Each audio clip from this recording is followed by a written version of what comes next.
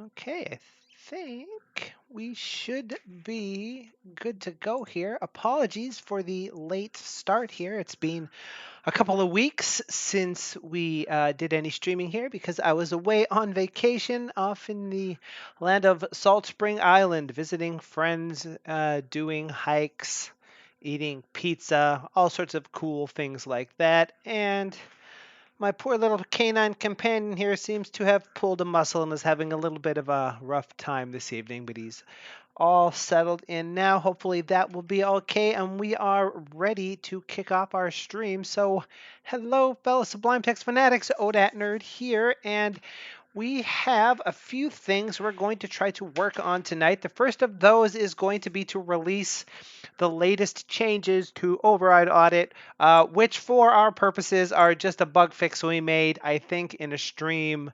Oh, got to be a couple of months back now at this point, maybe a month and a half, which is the changelog we can see right there. I thought it might be interesting to do something like that on stream to show people that are new to package development how this whole package release process works, assuming you have your package set up in the first place. And we can actually go over that as well. And that may be something we've covered previously, but we'll go ahead and cover it one more time. And then after that, we're going to jump into doing some things relating to our patch functionality that we've been working with in Sublime. I've done a little bit of work on that since the last live stream. We got some stuff going. There are some changes I'd like to make. We'll see how far we can get down through this line of 5 items that we have here.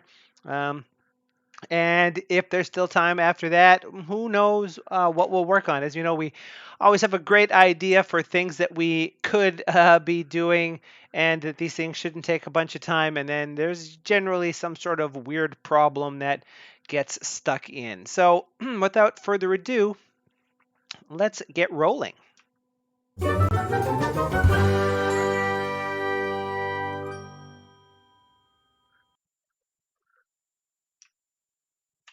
And of course, it also behooves me to say once again, hello, fellow Sublime Text Fanatics, OdatNurd here. Welcome to the live stream for November 5th, 2019. We're going to be working on some issues here having to do with doing a release of Override Audit. We may even be able to see that release happen real time, if you will, depending on how things go. We'll talk about that in just a moment. We got some other changes we're going to make here, and we will see what happens there. So the first thing I should point out here is that I have added just recently, as a matter of fact, as recently as earlier today, this file right here, which covers the checklist of tasks that should be carried out for the purposes of doing a release. And this is specific to my package. If you were your own package author, that is something that you could use as well. And there's a few steps to this because Override Audit has online documentation, so we need to make sure we update that information to track the latest release. Whereas also, as we'll go through here, various items in the Override Audit code itself that need to be tweaked up and ready to go. And then after that, we draft a release after we've actually done the thing on GitHub, just so that the release is tracked there as well. And if you're watching the stream live, hello to you. Feel free to hop into the chat, ask questions, derail anything that I happen to be working on if you have other Sublime Text questions.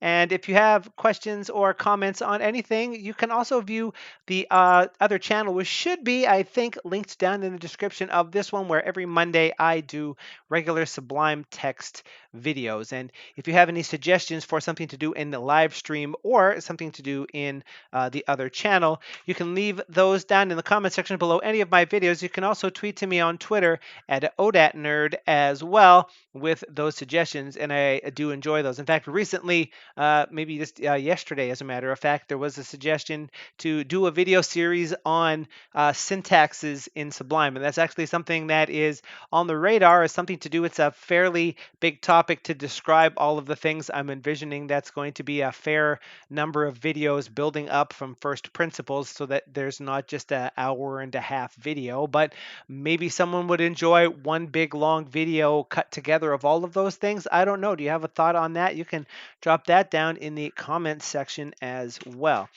Now, let's say the first thing we're going to do on our checklist is release the latest changes, which for our part is something we have done in a previous live stream, I believe, but it has been a little while now. I was waiting to see if any other obvious defects in Override Audit 2.1 popped up so that we could address those as well. And the main changelog items are this in version 2.1. One of the features, as we can see right here in the diff, the changelog, there's a new setting called mini diff, underlying defaults to true. If you have that turned on, then the incremental diff functionality, which is what provides these indicators here in the gutter area, will be used to track the contents of your overrides against the packed version of the file.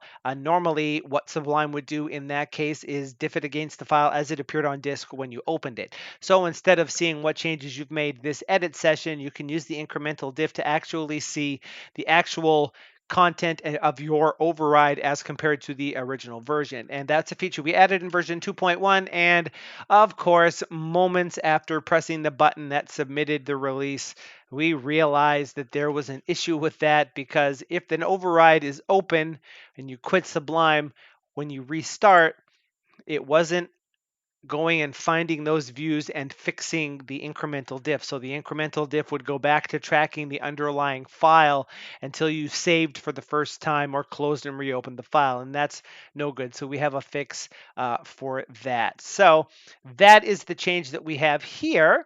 So let's talk a little bit about our release checklist here. And as a matter of fact, we might even go so far as to say, how exactly does releasing packages in Sublime Text work? Because that is a question that has come up from time to time, and it just so happens that I have forgotten to open the appropriate tab. So let's say we bring this over here and jump on over to yon GitHub like so, and search for if is there a search operation in this thing? Does this really think that this page? Huh, interesting. Over here on this desktop, it thinks it's mobile, and over on my right desktop, it doesn't. That's interesting. Well, in any case, let's search for package control channel. I think that's what the repository is called. There we go.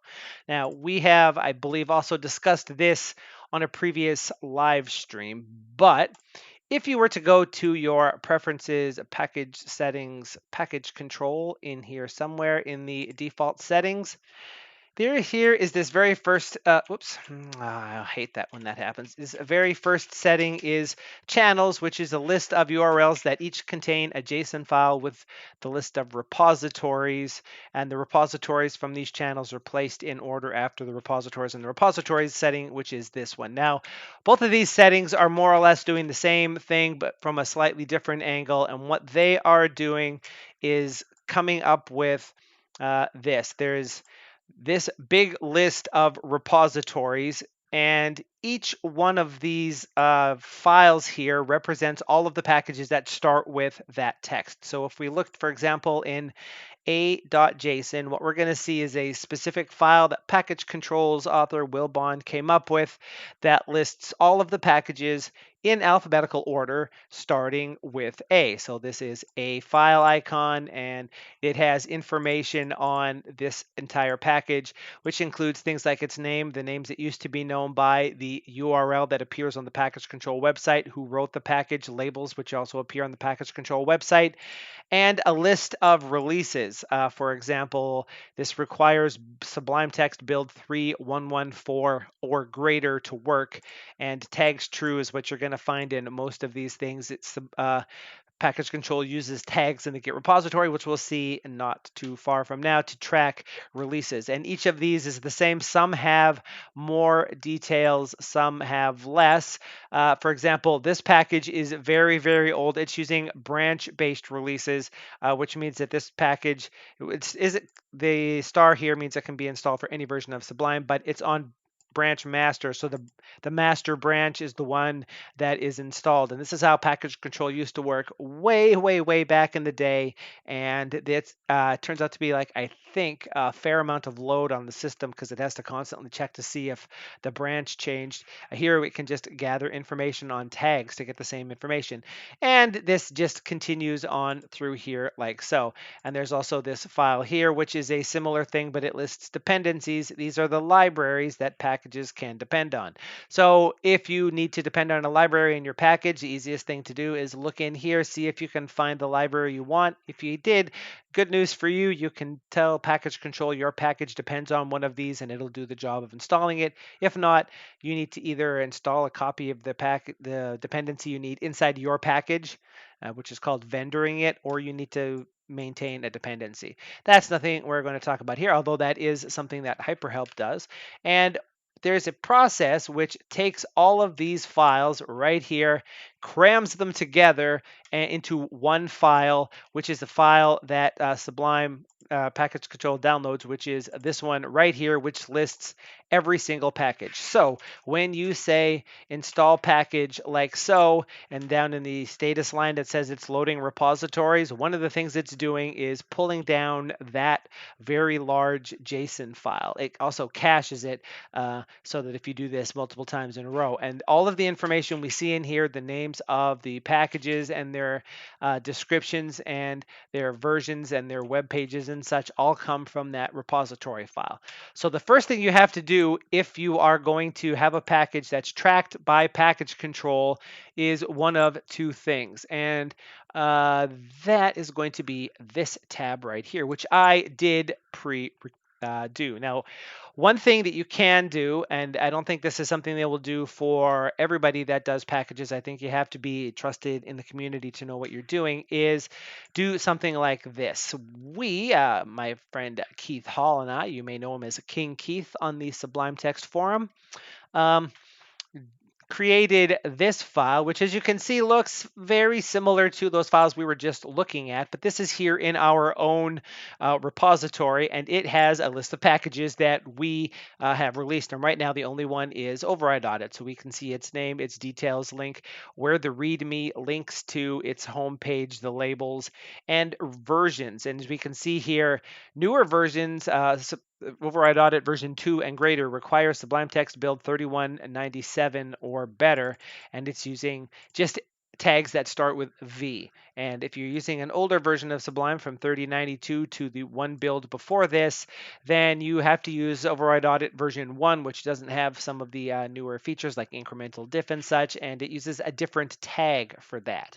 So we have this, and what we have done is make a request to have our file added to one of the files over here, and it could be in one of those. I can't remember exactly which one of these it's in. It might actually be even in this file right here.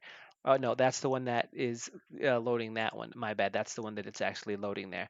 This is one of those things where if you look long enough, you can find it. And here, yeah, I would believe if we looked for stealthy and hasty, we can see it right there. This is a list of all of the people that have done this. Now, if you do this thing I have done here, and or Keith and I have done rather, is have this file referenced here, then as part of some package controls process on the web server of creating this file, along with all the other files in this repository, it will also download all of these files and concatenate them together, which means that anytime we add a package to this file, it will just automatically appear in package control after a suitable period of time, which we'll talk about in just a moment. Now, if you don't do this, and again, this is, I think this whole thing used to be a lot more freeform in the past than it was now, primarily because uh, anytime you want to add a package, you need to do a pull request in this repository and make a fork of this repository, modify the appropriate file from that list of these. So say, for example, you had a package named Bob, then you would fork this repository, go into the b.json file, find the appropriate place for a package named Bob, because this list has to be alphabetical in order for everything to work. Add an appropriate entry, which would point to your package on GitHub or various. The other place would be Bitbucket, although that doesn't currently work because package control is using the wrong version of the API.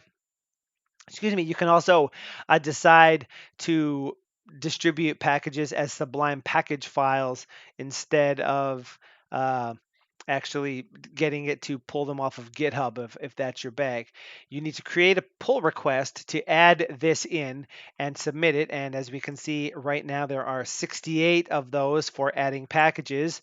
And these all require volunteers in the Sublime Text community that are trusted to investigate this to make sure that these packages meet a minimum standard of quality control, that they aren't going to cause problems with names being similar to other packages, that we don't end up with a lot of packages that are identical, that because people just keep creating the same packages that do the same thing and adding them in, so it causes fragmentation and makes it harder for packages to be found.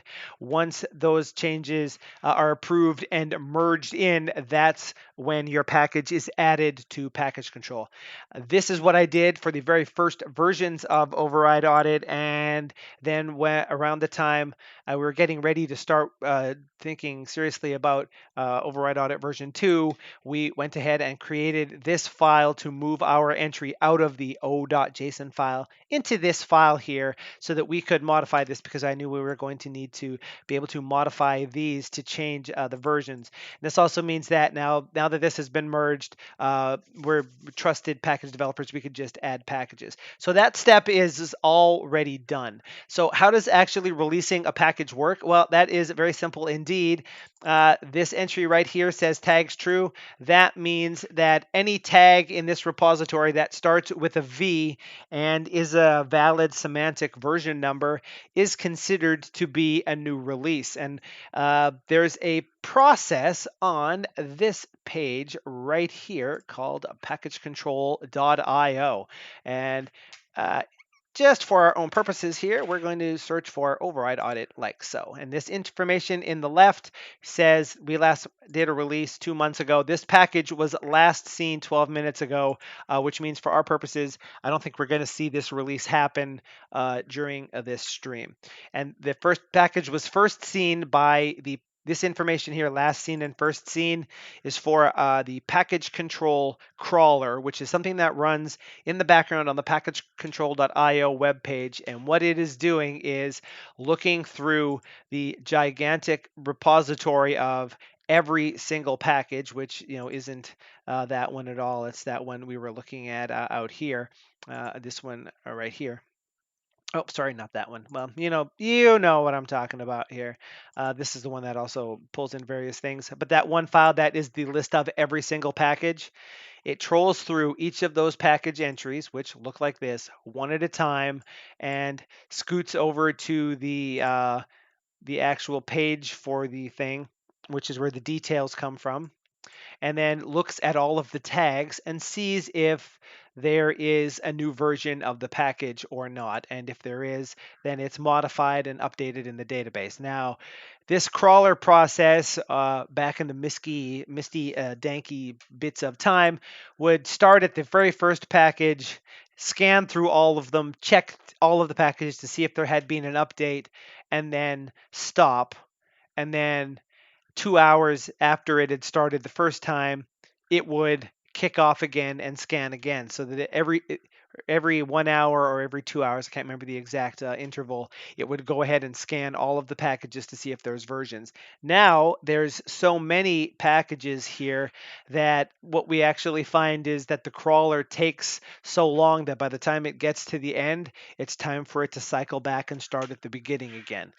The first seen time is the first point at which that crawler found this package and discovered it, which coincides with the exact date and time, although it's not referenced here, where the package was, as I said, first found and added to the database. The first point where someone could use package control to install it using the standard operation.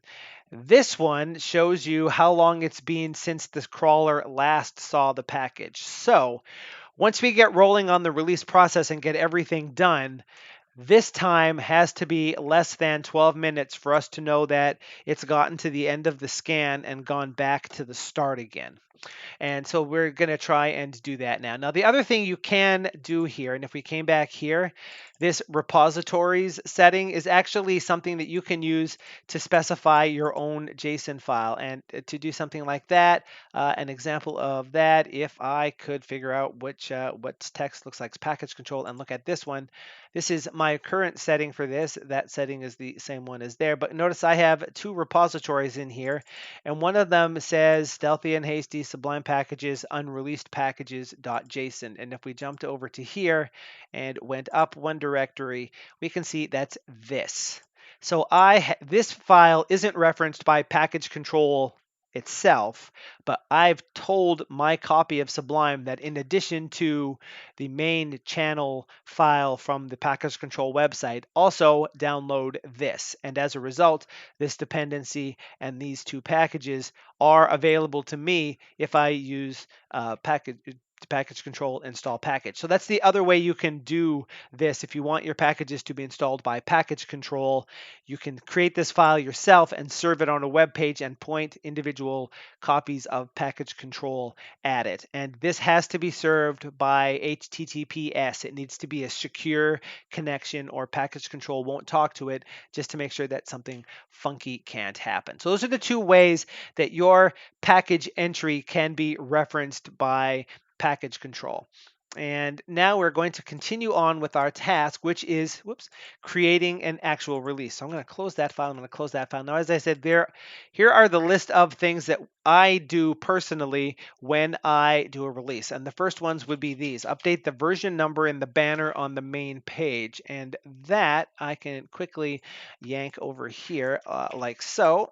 Is this. So here's my main page, and we can see I've already done this part, the override audit package on the page. I like to keep that information there as well. Now, if we click on that, it'll take us to the override audit page. We can go ahead and close that, and from here we could jump to the documentation and see the full documentation, and we'll go ahead and close that. Now, the thing we also like to change here, as we can see in my list, is the web change log and modify web documentation as appropriate. So if I jumped on over to here and went to changelog, we can see the last version was 2.1.0 on September 15th. Or I assume that's very close to my birthday, assuming I understand dates. So this was actually last updated on my actual birthday. That's interesting. I wonder if I did that date wrong. Nevertheless, so I'd like to make sure this change log for the documentation is up to date and also modify the documentation in general. But in this case, all it is a bug fix. So to do that, we would probably create a whole new window and go to, my web page where I've already created, as we can see here, and checked in the change. So here's the change log entry for version 2.1, which is fix an issue with the new mini diff underlying setting, in which if an override was open when you quit Sublime and then you restart, the incremental diff indicators would not be set up correctly. That's the only change that has to happen there, and there's a little structural change down here as well. And there's even that's a Oh, and I updated this little last updated thing. So what we can now do is just quickly run this script like so. It's going to scoot its way through the contents of, unfortunately, my entire web page to see what's different between my version here and the version up there. This is LFTP that's doing this, incidentally. And eventually it will determine exactly which files are there, and you'll see it deleting the change changelog file and then uploading a new one like so. So now that's done. And if we came back to here and clicked this, we can verify there's a version 2.1.1 here, which will scroll us to that part of the page. There's the thing, there's the code. So the changelog has been updated. We've finished that part of this. So we can go ahead and quit on out of that. That's the first part of this that's done. The next is the code update. Ensure the package content meant for distribution by package control is up to date for the release, which is this. Update the README to document any new features. That has not happened. Update changelog for all the new features and update the date. And here we have that information right here, version 2.1.1 for 11.05. Fix an issue with the new mini diff underlying setting in which if an override was open, this is something that's just actually a part of the package itself. And actually, so you can see here, I had slightly different text there before, but I liked the way I worded it in the web page better. So that part is done. We need a new file in messages for package control updates. Okay, so this is how this works. We're going to need two files here. We're going to need this one, and we're going to copy that, do a little bit of that, and do a little bit of that. So this messages.json file here is something that package control will read out of a package after it is installed. And it is what displays messages. If you've ever updated a package or installed a package and had it pop up a tab that says package update and the name of a package and some sort of changelog information, this is how that happens. So this is optional. I like to keep this in here because I like people that use my packages to know when they have been updated. And additionally, I don't do very frequent updates. So I find this, if I was doing like a weekly bug fix update or something along those lines, I would only do this for more major releases, but that's not something that I do. So I feel very good about doing this because it's something that I would like to see myself. And then we need to take a file that looks like this and save as it into the new name because this is the actual content. Now, I guess I should point out that this entry is what's shown to people when they install the package for the first time. No matter what, they just see that message. Whenever it updates a package control figures out what version of the package used to exist and one package exists now, and then it finds and appends all of these files as appropriate so that it can display them. So for example, if you were using version 1.2.2 of Override Audit and then you decided to update to the latest version, which is 2.1.1, then you would get messages that included all three of these files, so you're abreast of every change that's happened since the thing actually went off. And for our purposes here, this again is version 2.1.1. It is 11.5, or was I doing 05 there? I was doing 05, and it's actually, we can go ahead and copy this in as well because this is more or less the same format, and we'll go ahead and do that. So yeah, that is looking good, and I like to keep a little bit of that. So we'll do that. So now that is the update to the messages.json file to tell package control that there is a new version that it should talk about. And here's the information that it will display. So that part is done. That's a new file in messages and that. So I think at this point that should be all of the stuff. I should also point out that I updated the git attributes file in the repository to block the release checklist thing from appearing in the package when people install it because they don't need to read this. This is just for my own edification. And I sort of waffled on injecting it into the GitHub folder here so that it's just generally not seen. But honestly, I'm not entirely sure what would happen if you put an arbitrary file in here. What if GitHub decided that a release.md file is something that should have some effect on the web page when you use it? So I decided to just sort of leave well enough alone in that. So now we're going to need to okay, I guess we're gonna leave that stuff there for now. Yeah, we need to actually merge we need to check this, commit this code in, and then merge the branch to stable. So let's fire up this, and what are our changes here? Let's go ahead and stage them. There's an entry to the change log. So we'll stage that. There's the messages.json file that we modified. We got that part. And there's one untracked file, which is our new message, which has the correct name, 2.1.1. Of course, the name there doesn't matter. It's just using this. And I like to keep them in their own separate directory. You don't have to do that either. So those are all of those things. The changelog was updated. There didn't need to be a README update. So if we very quickly came back to this, and we can copy that and paste it and say for the, whoops, patch release of 2.1.1. Update all necessary resources and package files for the next release. Override audit 2.1.1. Commit those 3 files. Now let's jump on back here. What did we say? We want to merge this branch to stable. Well, actually, I'm going to do this in 2 steps because patches 2.11 is something that I had going so that I could keep those separate in case I wanted to do something else. For example, the stuff we have been working on. So what I'm actually going to do, and I'm going to quit Sublime while I do this so that it doesn't get too irritated with me. I'm going to switch back to master, and then I'm going to merge patches 2.11 into master like so. And I'm actually going to say no fast forward on that because I've decided, at least I think I've decided. Am I not doing that for this thing? Prepare for new release. Oh, yeah. There we go. I have been trying to get better at this. In the old days, I kept everything in main as one big long chain, but I decided I like this idea of doing merge commits so that I can sort of break out the commit graph and see when changes were done and why. So merge patches 2.11 into master with no fast forward. Merge that bad boy in, and then we can go ahead and check out stable and merge master into stable. And for this one, we can go ahead and use the fast forward like so. So now that part is where we want it to be. And actually, I just realized there's one other thing that I'm not 100% sure of.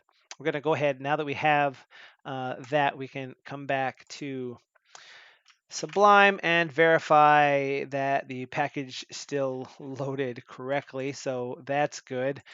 We want to tag this release with -a. Essentially, we want to make this an annotated tag. And that reminds me that I need to say git tag -l -n5.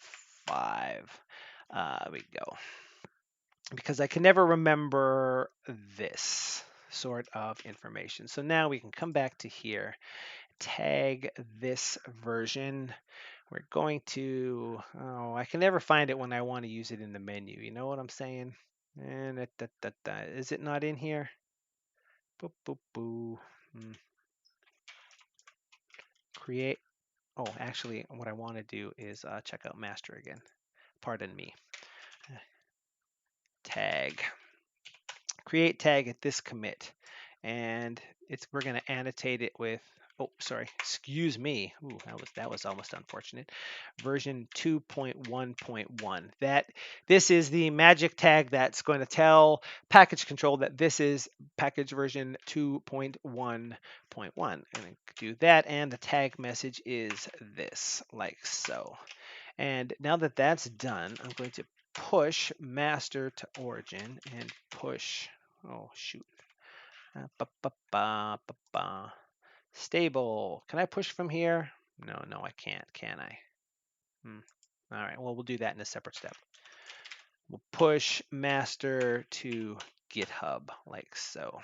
And then we will, because these are the same, nothing should happen. We'll check out stable and we'll push stable to origin and push stable to GitHub. I have my own in-house Git server, and I also use GitHub for this as well. So those should be all good now. And we should also be able to delete, oh, yeah, tag, delete, push. We're going to push this tag to origin, and we're also going to push this tag to GitHub like so. And one last thing to do here is for the patches 211, there we go. We're going to delete patches 211. You want to delete that? Yeah, I do. Oh, I can't do that if it's checked out. Yeah, that's right. I should have known. There we go. I guess we got to just sort of zoop that open. That's my bad. Delete patch. This is what happens when you try to do stuff while you're talking. We don't need that branch any longer. And actually, while we're at it, what we're also going to do is quit Sublime one more time. Oops, and check out patch files, and then let's see how well this goes for us. Rebase patch files onto master, because I want these changes to be based on this new release and not on what they were on, like so. Okay, that just keeps the tree looking a little bit nicer, doesn't it? Okay, good. And I'm not pushing that one anywhere. So this is tagged like so. Now the next thing we're gonna do is come on over to, well, I guess that works as good as anything. If we click here, we can go to the, oh, actually I did have a thing for that, didn't I? Yeah, okay. Yeah. Just for the purposes of stuff that I set up, here's a tab I created earlier, which is this repository. Now I'm going to need to refresh this, and now we can see that business. There, it actually says there's 11 releases, even though there's really not. So what we're going to do is draft a new release, and we're going to say we're going to tag version 2.1.1 at target stable, because that's where our branches are. And now we have to bring Sublime back because there we go.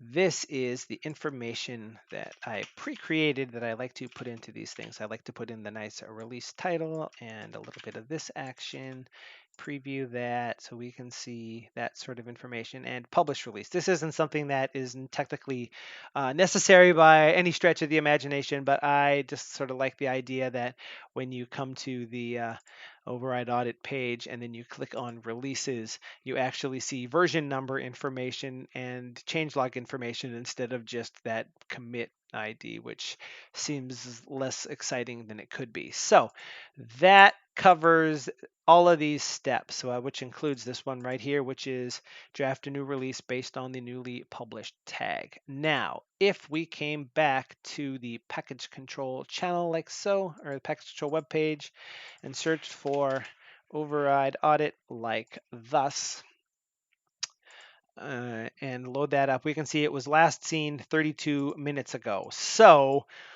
we're not going to see this version change to 2.1.1 until the last seen time is smaller than 32 minutes. You know, assuming we were sitting here hitting reload all of the time, right? If it's, we know it's probably going to take something like maybe 2 hours or 3 hours or something, then as long as this number gets smaller eventually, you know that it hasn't cycled around. Maybe we can actually see an example of that. Maybe we pick open in browser was last seen, as we can see, 1 hour ago. And I think that the packages are sort of scanned in alphabetical order. So this alignment package was last seen 2 hours ago. So you can sort of get a judge for, I don't know if there's any packages that start with a Z. The Z shell package was last seen 52 minutes ago. So that may have something to do with the order of the repository files that are in there. But in any case, that is us having done releasing the latest update. So, whoops. If you are a Sublime... Oh, hello, Ashwin. I did not see you popping in there. How does version numbering work in packages? Version numbers are semantic version numbers, which is major version dot minor version dot patch version. Actually, if you go to semver.org, like so, there is a description of all of this information. So you should only change the major number, the very first number, when you make something very incompatible. You can change the minor version if you do something in a backwards incompatible way, which in our case here, when I released Override Audit version 2, I had completely redone all of the code in the back end and restructured it and changed the name of some internal commands. It was, if you will, majorly incompatible. We refer to that internally as the BSR, the big scary refactor. And so that bumped the version number to version 2. And then in the most recent release, we added various functionality, such as this ability to create an override by just browsing to a package and saying, I would very much like to override this, and then it opens the file for you. That functionality and the ability to actually track what the actual changes are and use the incremental diff to see them. Those were all features that are new. They're not incompatible with older versions of the package, so that we just bumped the minor version, so it became 2.1. And here, this is a backwards compatible bug fix, the thing we just released, which is actually to this functionality. If this was in place and I quit Sublime and restarted, and the version of Sublime that, or sorry, the version of Override Auto that's currently released, it wouldn't update these little markers correctly, but now it will. So that's sort of how that works. The version numbering on packages comes from the tags that you create. So if we came over to here, I think I should have a list of tags. We can see all of the tagged versions that have existed. So this is what package control's web crawler on the website uses to be able to know when new releases happen. It downloads this list of tags and keeps track of them internally in a database on the package control website. There can only be a specific maximum of them, like 100 or something. So if you release numbers version packages really crazily, you sometimes have to go back and delete old things. This one right here is we refer to the legacy version. That, and I think I closed that tab, but if I push these buttons enough, maybe something will appear. There we go. This file here is the one that, I'm not sure if you were watching for that part of the video, where package control is using the information in here to know about the package entry on the package control website itself. So if you search for override audit like so, and I'm gonna say the thing. So the name of the package comes from there. Details is the Git repository where things like the author and the actual code and things come from. README is pointing at specifically the README from the stable branch, which is why I always make sure to merge things. That refers to this link right here and is saying where package control's website is pulling the content of this file right here. And there's also the home page, which is this one here. It links to the page for the documentation and such that I created. The labels come from that, so we can see those labels right there. And here, these are the different releases of the package. And this one is the one that's currently in use. If anybody tries to install the package and they are using Sublime Text version 3.197 or greater, then they get version of things where when it says tags true, this is actually the same as having tags just be a V. Which means find all of the tags that start with a V, check to see that they're semantic version numbers as related to this, so that it can sort them and know which one is newer than which other one, and then it uses that to know what versions exist on the actual package.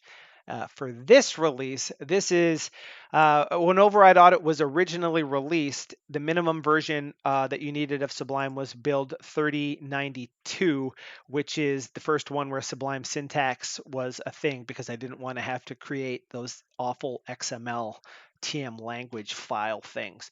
And then when version 2 came out, I wanted to be able to leverage the fact that there's a lot of new functionality in Sublime. So that's when this entry became here. So If a person is using a version of Sublime that fits in this range, then a package control uses all of the versions that are tagged with legacy-v, which in this case is just version 1.2.2. That's the only one that people using older versions of Sublime can actually load. Now, hopefully that answers your question. Now, next thing is looking at stuff here. Now, I think I already did this one. Currently working on the ability of Override Audit to create patches so that you can create modifications to packages and then easily share them amongst other users. So, for example, if we did, and I can't remember how I had this set up because it's been a couple of weeks since I actually streamed anything. If we did this, okay, these are all of the, okay, I did have a package set up specifically to do that. Okay, so if we did that just for this one, oops, did I pick the wrong one? There we go. Like so. For the default package, there are currently, excuse me, I lost track of what I was doing. Okay. There are currently two overrides in this particular package. One is I modified paste from history so that instead of using a pop-up menu, it uses a quick panel. So if I did this, I get more information, and I find this easier to decide what I want to paste in as opposed to that little menu that it normally uses. And then for testing purposes, I also added this binary file. So let's say you did that for this file and for a couple of other files, and then you wanted to share those with somebody. And one thing you could do is show them this diff and tell them that if they use the override audit create override command to browse to the default package and then paste from history and then find these lines and then add these lines and then find these lines and replace this one with that one, they'd have this change. But actually it seems nicer if you could say, I want to create a patch for the default package, and it spat out this file like so, that has this diff in it that could be used to actually apply that patch. And then there's also this bit here, which is the PNG file that I threw in there, which quite frankly, I kind of thought was a lot smaller than this, but apparently it's 10K. I think I was testing with something different in another package because that's kind of lengthy.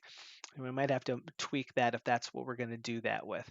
And the idea is going to be that now that this file is created, you could save it and ship it off to somebody else. And if they're using the override audit package, they could right click on it and pick apply patch. Applying patches isn't something that I've written yet, but then all of those changes could be immediately applied because a lot in the forums, the packages, I'm not sure if you're how many people are actually aware of this. What's the best way to do this? If I did this, I suppose. And list of all the packages. The default package doesn't apply here, but all of the packages that ship with Sublime that provide language support, like say, for example, the Python package, which includes the syntax definition and stuff, are actually available on GitHub. All of the you can actually see a list of them here. And the community is responsible primarily, and the developers of Sublime, but the community does a lot to track bugs when people record issues with things and then modify and extend the syntaxes to fix problems or enhance them or make them better. And the changes are merged into this repository so that if you knew that you could come to the batch file package here and click this and get the latest version of this, that's something you could do. But Sublime only bundles these up when they actually do a release. So if there's a lag of say 3 months between when someone makes this syntax and when the next stable release happens or the next dev release happens, then you would still be using the older version of the syntax. And if there was like some really obvious problem with it, there could be a lot of posts in the forum with people saying, hey, every time I try to use the stir function in Python, everything turns orange. What's going on? And then someone will say, actually, that is a bug in the package syntax, but if you go to github.com/sublimehq/packages and then browse to the appropriate place and then download the file and then go back to Sublime and choose browse packages to find the packages folder, then create a folder named Python, then download that file and put it in, you will have a version of the package, the new syntax. That's one thing you could do, and that happens fairly frequently. But imagine if the people that are working on those syntaxes could just say, yeah, there's been a bunch of bug fixes. So what you're going to want to do is download this file, open it, right click, choose apply patch, boom, patch done. So that's sort of why we're working on this functionality here. Now, packages generally only contain textual resources like this. And this is actually just a standard unified diff. If you use git diff, you get output very similar to this output here. Oops, excuse me. My mouse went all cattywampus. There we go. But it is possible for some things, for example, themes, to have binary files in them, and I wanted to be able to actually track those things here. And the first thought I had, and we can bring this back up, was the idea that you would create this textual patch file, and then there would be another zip file that it somehow created alongside to contain the binary files. And then you'd have to ship both of those files around and make sure that they were both in the same directory when you run the command. But over my vacation, while I was, thinking about it, the more I thought about it, the more I thought maybe it's better to just do something like this, where the binary file is encoded and just dropped into here, because they don't usually exist. If you were patching themes, then this would be something, and you'd actually want to make sure you pass those image files around. But if people are just modifying syntaxes or plugins or snippets or things of that nature, then it seems like it's nicer to not even have to worry about that. So I decided, instead of doing those, quote unquote sidecar files, instead we're just going to go with this whole a single thing here. And I added this entry here for adjusting the design for that, but realistically I went through, I just had comments that I fixed. Are you using any external dependencies in your package? I am not currently, no. Everything that I have in here is just pure Sublime. It's actually using, if we check here, import sys.version. Currently, this is using Python 3.3.6, but it does have the standard libraries that exist in Python as of that particular version. So you could import, OS, for example, and things like that. I wonder if this works. No, okay. I'm not sure if that's actually a Python thing. So that was actually something I mentioned earlier in the in the package control channel. All of GitHub. Yes, thank you.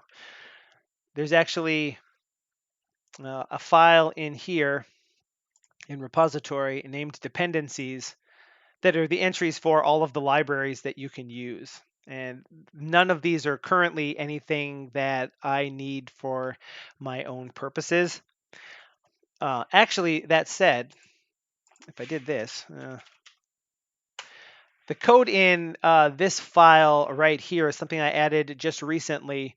Newer versions of Python, in fact, I think it actually happened in version 3.4, so really close to this. The base 64 module includes the ability to ASCII 85 encode and decode things, which is what this format is here. It's the thing that Git uses when it does binary things, and it's also used, but not entirely in this exact format, in PDF files that need to embed images.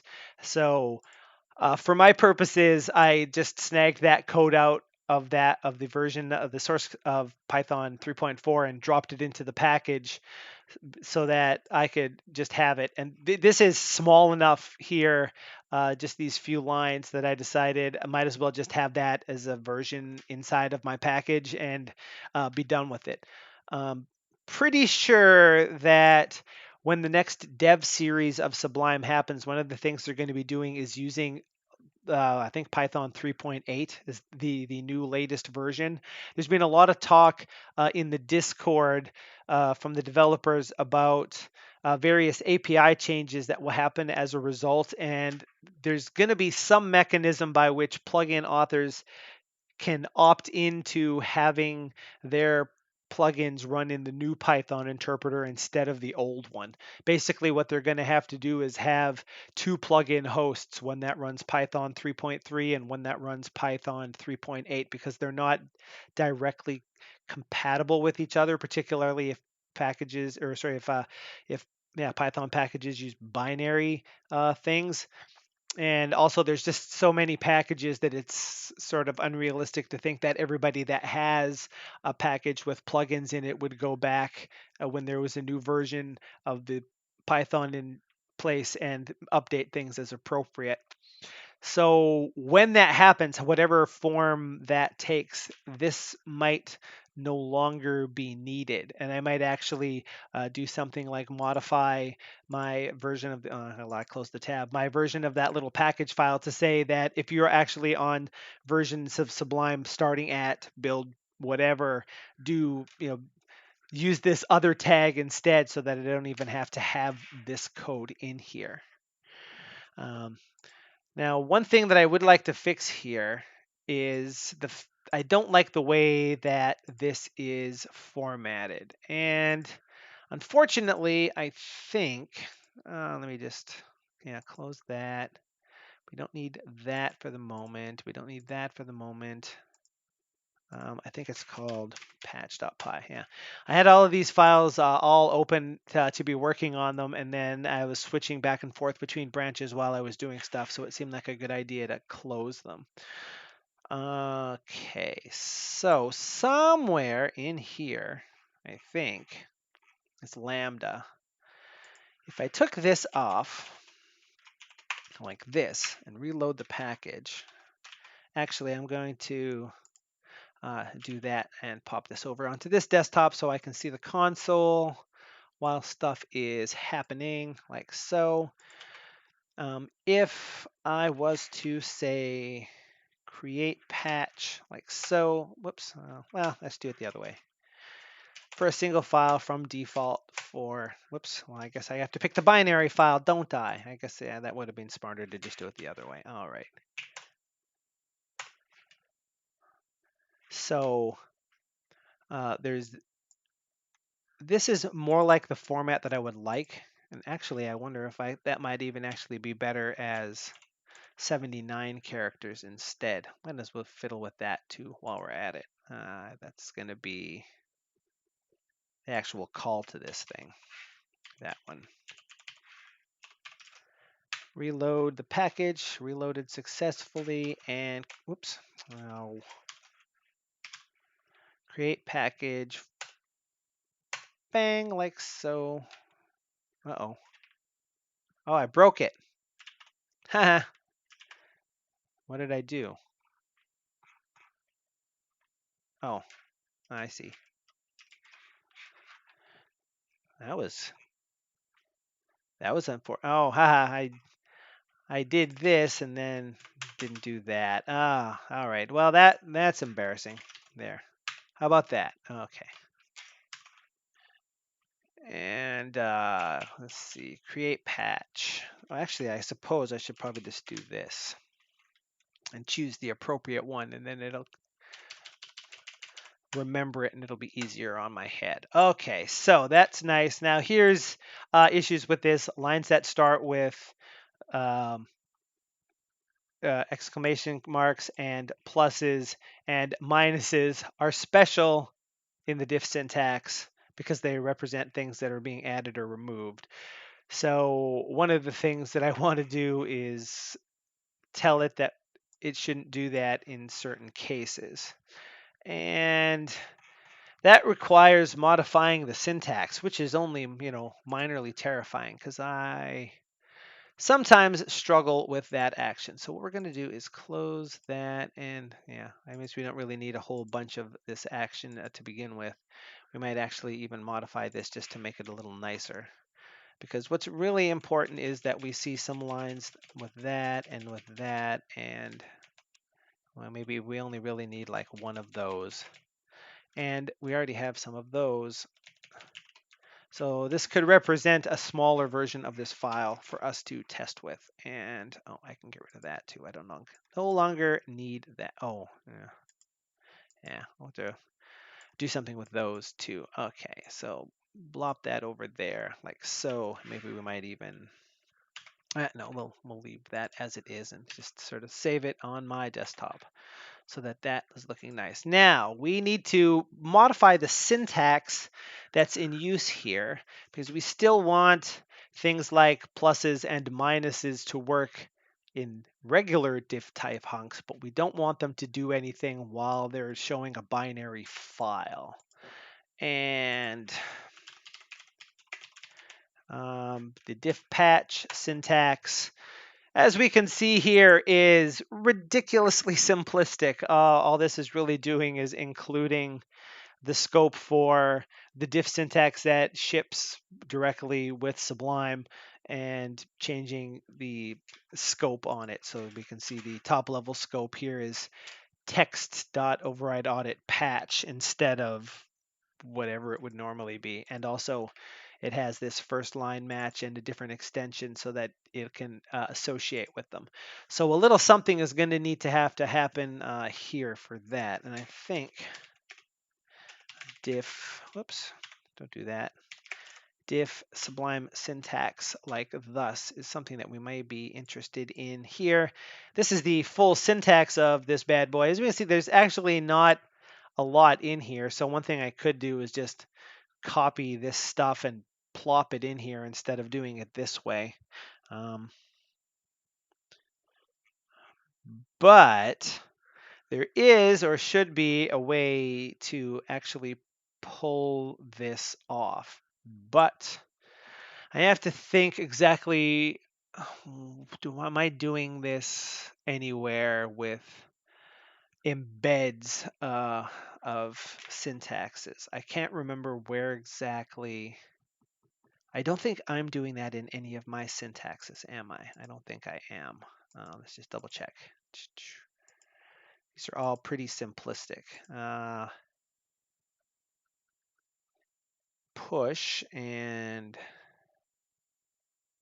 yeah, I think the word escape would appear in here somewhere if I am remembering this whole thing correctly. And my sort of forgetting how some aspects of this work without having to look it up or one of the things that stands in the way of my immediately creating syntax videos. I need to do a little bit more research into remembering some of this stuff. So let's see, we have to go to here and then we'll click this. I don't think I have a link to this anywhere directly. Support and documentation index and syntax. I think it is referenced in here.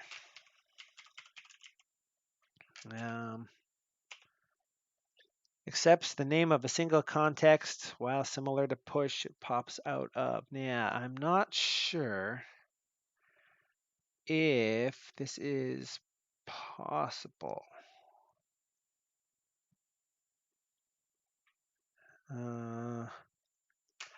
Well, I guess it doesn't hurt to fiddle, does it?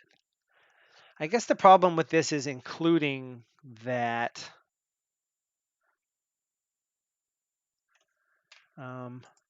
Let's go back to that thing for just a second. Accepts the name of a single context to push into. Let's see what happens. Maybe I need to have this open in another monitor so I can refer to it while I'm looking at that file as well. That seems like something that I might be able to take a look at here, and I need to find embed. A match pattern can include the following keys. So let's take a look. Those are all matches. Scope, captures, push, pop, set, embed. Notice that include isn't actually one of them. What if I said embed?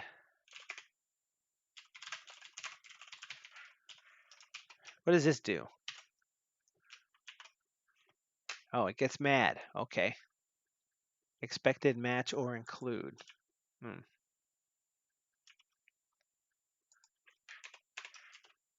That? Nope. Okay. I can't remember. I usually do this by looking at an example of a syntax that I know does the thing that I want to do, and I think that would be the HTML syntax, but not the test. That one.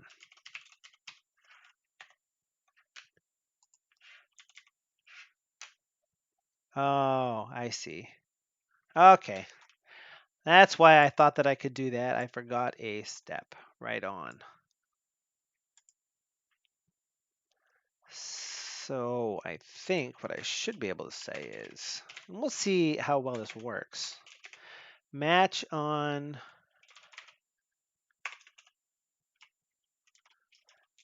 binary for the whole line. And then we would embed. Oh, actually, that's not going to work, is it?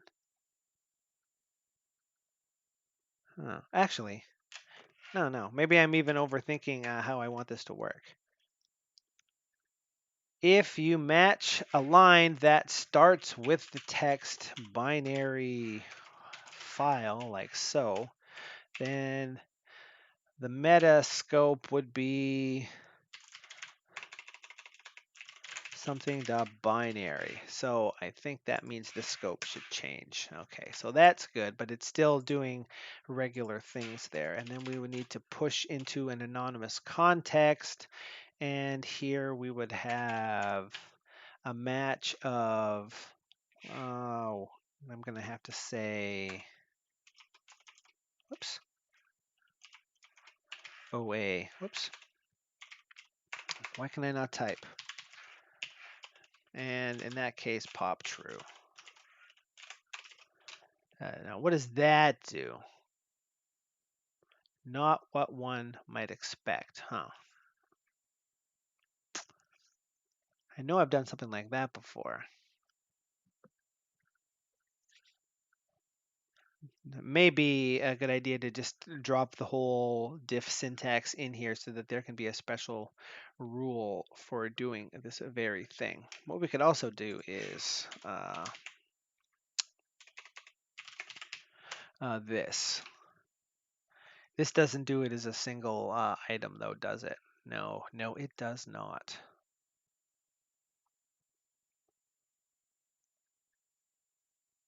While that's in play, does this still count as something binary? Yes.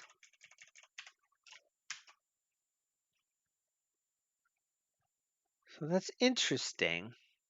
I would have thought that based on the rules here, maybe the order of these things is important. Nope.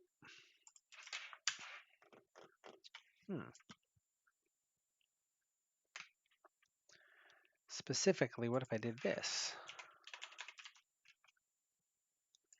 Should only scope up to there, but not here. No, those ones should still be scoped because it's doing that. If this was meta content scope, like so. I think. Oops. Oh, what did I now?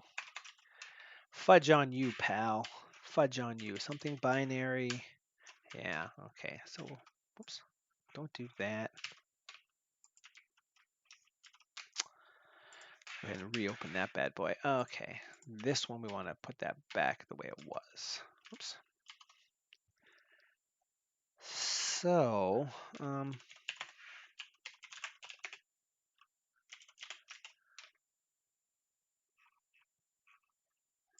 what is this? No.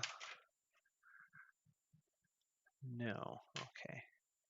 Just for our own edification, if I did that, then this is something binary. All of that's something binary, which is what it should have been. That's something binary, but this should be not. I would have assumed, because the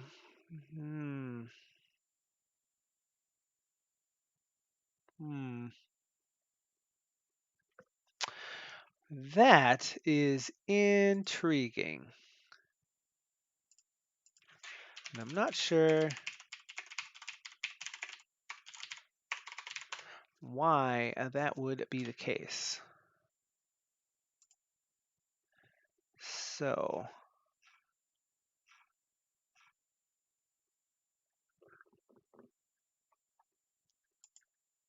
actually, okay, yeah. We do that. Let's bring this back. Back to just that for the time being. Okay, so that is all herpaderp. If we had a line that said match, let's see, and said scope. Shoot, what are we actually using for scopes in this bad boy? So we want to search for this one here. Meta.diff.header.command, like so. Oh, that makes it change color. Okay,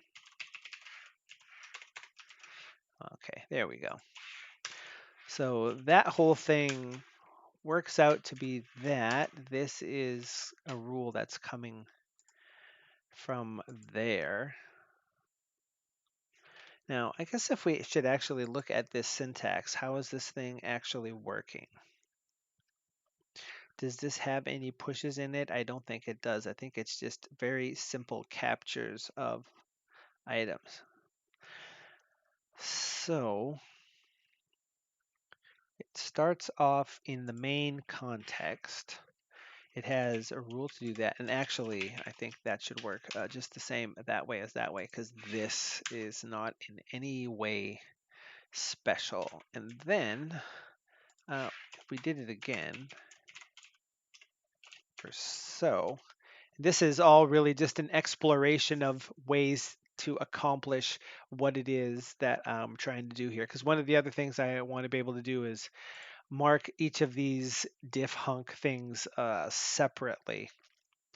So there may be actual extra steps here. If I searched for binary, whoops, like so. It's funny you say that. I was doing a research, a thing earlier today where people were doing research and they wanted to fill out a survey. And one of the questions was, do you use Python? And I said, yes. And then it said, how often do you use Python? And I got to say, I use Python every day, because even though I don't write a lot of standalone code in Python, I am doing Sublime API development every day with Python. So I'm a Python developer without actually realizing that that was what was going on. Meta.diff.binary. Okay, let's do something like that. Okay. Boy, that scope is a real pain in the backside, isn't it? Is that what these were doing? Yes, okay. Meta.binary.header. Okay, so if we do that, then we know that this line and everything in it is a binary header, right? And that should be consuming the whole of the thing, I would think. I'm not sure how that would go, but what we can actually do is, this is where we push into an anonymous scope with its own match rule, or could we embed with an escape? That might be something too. Let me search for that and pop true. Okay. I'm not entirely sure how that's different from what I did the first time, but now it does what I would have expected it to do, sort of. What we actually want is metascope for metadata binary content or something. The thing that I find most taxing about syntax development is figuring out what scopes should apply to things. So this should actually be meta content scope, not the thing that got us into. So that says it's the binary header. This is binary content all the way through up to that. And unfortunately, part of, I would have thought part of that. And then it continues on from there. Where this falls down is this is meta command header because of this scope match right here, but this one is not because it comes after the binary thing and it was matched in there. So for that, we're going to need something like a regex non-consuming match or positive look ahead, which is one of those things in regex is, okay, it actually worked the way that I thought it probably would. Actually, what we would do is this. If there's a line that starts with OADiff, pop out. So that still works, and this one is now a meta comment header.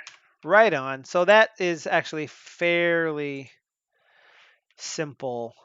I don't think you can, I don't think you can use variables in first line match, or I do something there. So what we've actually done here is extended our simple syntax. So the first thing that happens is in our main context, we include the contents of this whole operation here, which gives us all of the syntax of this. So basically, this is the same. This include is the same as if we copied all of the contents of this thing and pasted them in here as match rules, except because we did the include, then we don't do that. So if this file is updated, our syntax automatically takes those changes in place. And because we're using scope source.diff, that also means if someone was to replace this by disabling the diff package and then having another syntax, as long as that syntax has a scope of source.diff, it would apply to us as well, which is maybe or maybe not something that you might be interested in having happen, but and then after all of those rules, here are the rules that we added. So any line that starts with the text OADiff and going all the way to the end of the line has the scope meta command header. That this line is just something that's in the patch, which the patch tool is going to be able to use to figure out the name of the package and the version of Sublime that the thing was for, or the name of the version of the actual package if it wasn't one that shipped with Sublime. We want to be able to find all of those. And we also look for the text binary file and the whole line similarly. I'm going to just double check. Is this $ what did that? No. Okay. Well, I'm gonna include it anyway. Actually, maybe we won't because it seems like it's gonna work just fine regardless. If we match that, so at the beginning of the file, at the beginning of the line, the text binary file, and then everything on the entire line, which is that one, it gets the scope meta binary header, which is this. And we could actually make this even smarter so that we could capture the actual parts of this out, which is something we're going to do in just a moment. And then it pushes into an anonymous context, which means all of these, this match, and all the ones we included no longer apply, and all of the rules and the entire syntax are only this one, which is if you see the text OADiff at the start of a line without consuming it, pop out of here and go back into the main context where we left off, which is at the match for binary file. So meta content scope says that while we're inside of this anonymous context, the scope meta.binary.content should be applied to everything that's matched. And because there aren't any match rules, that's just all of this text. And that's why this says meta binary content all the way down. And when it gets to this part, the positive look ahead says that it matches, it pops out, it goes back to the main context rules where it finds this one and gives it the meta command header, and we continue on from there. So inside of here, no rules from the normal diff syntax apply, so we don't end up with weird syntax highlighting on those things, which is really what we want for this whole shebang.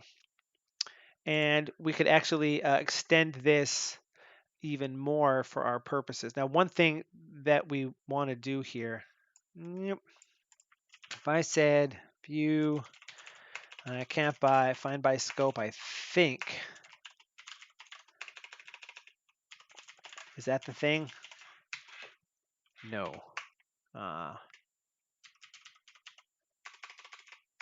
Can never remember. Find by, no, selector.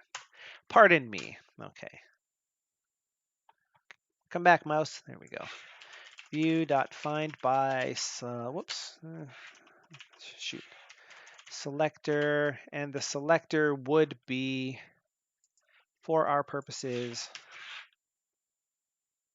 oh, this one here, let's say, meta.content. Meta command.header. I don't know what a good scope is for this. That's going to find some things, and if we said, gosh, is there a way to pull this off nicely? View.subster R for R in, and add that there and that there. We can see that it's very simplistic now to pull out the positions and the text where all of the diff chunks are. And similarly, the same thing would work for metadiff from file and metadiff to file. And if we wanted to find all of the contents of, we could do the same thing for binary header. So if we change this, if our patch tool was interested in discovering all of the places where binary files exist, it could do that and snag that information out.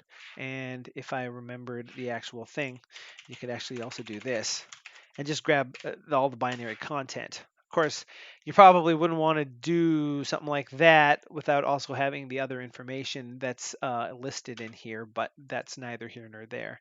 Now what we could actually do here is a little bit of this. Any amount of white space followed by that, and then one or more white spaces minus minus package equals, and then, oh, yeah. Matching on package names is a real butt on account of, this is actually something I have done before. Might steal a little bit of this action.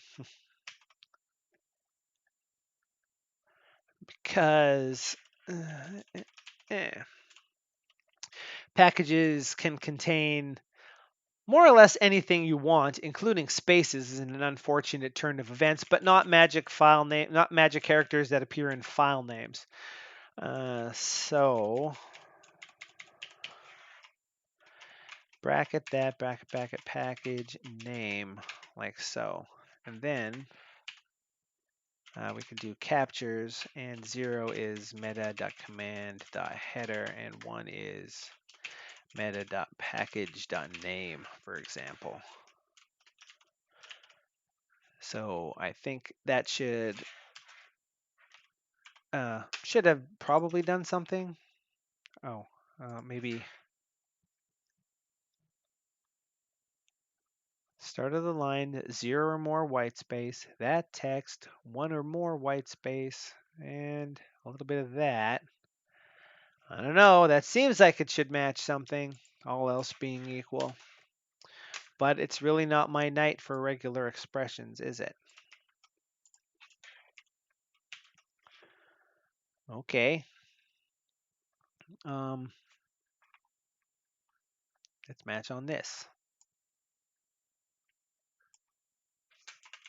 Whoops.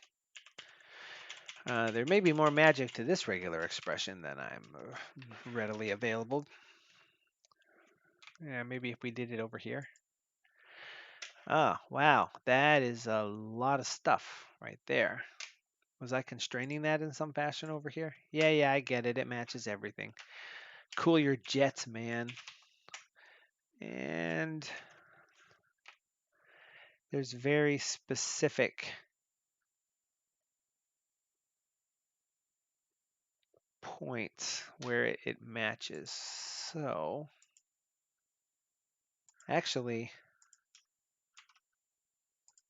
a potential confusing aspect of that is, oh yeah, okay, that whole line is no longer matching. Okay. Does plus not do one or more like I expect it to? And, oh, I guess space. Yeah, how about that? Does that do more stuff? There we go. I think all else being equal, the important part is that space on the end, because now that's the package name all the way up to the T. Oh, actually not on the T, really? Oh, sorry, on the T, but not on the space, because there has to be a space following it. But if you did that, then it doesn't work anymore because the match is a little funky. This can't match a package name because it has characters in it that it's not allowed to have. And that sort of obviates the idea that package names can have trailing spaces in them. But since package names are going to be the names of files and the names of directories, if you were to try something crazy like have one of those with spaces on the end of the name, you're probably going to drive everybody crazy, starting with yourself. So that's probably not that big of a deal. So I can't remember actually. I should probably stop doing it that way.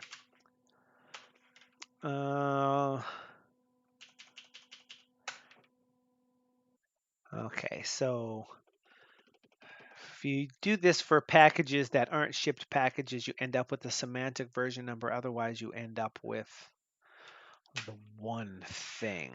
Okay, so that is interesting in and of itself. Why does that not match? It worked in this one, didn't it? Oh, I guess I did need some extra stuff there. All right. That does not instill me with a whole lot of confidence, but okay. There we go. Because what we would actually have is then a little bit of that and version equals, and what do we want to have in here? One or more, well, we could be fancier about it later, but something like that seems like it's probably the thing. And then, oops, meta.package.version. So what does that give us for this thing? Oh, sorry. Something like that. No, huh? Pretty sure dots are supposed. Oh, my bad. That's probably a little better. I'm pretty sure dots in regex classes are supposed to just be non-magic by default. I would have thought. Does it work better here? No. Is it because I don't know how to type stuff?